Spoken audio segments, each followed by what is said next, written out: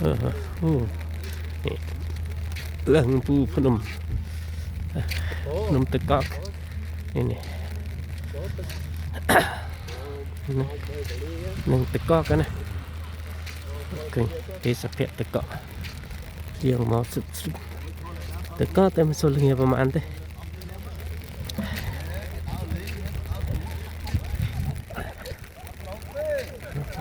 นี่ก็มาพักกันจริงๆดูนั่นน่ะนั่นเอสเปีย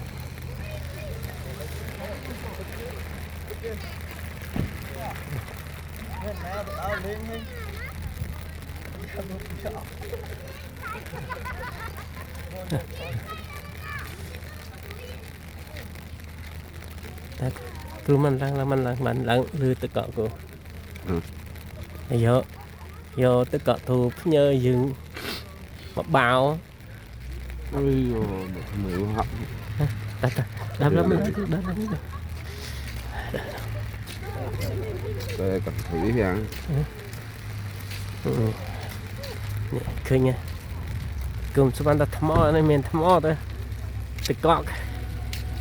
này miền tịch cọ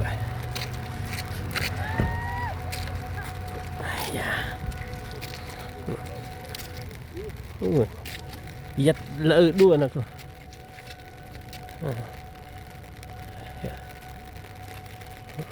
tịch cọ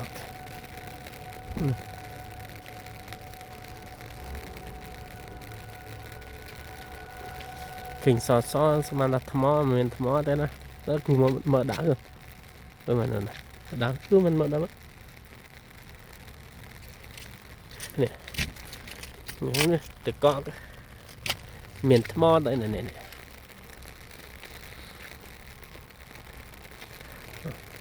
được tự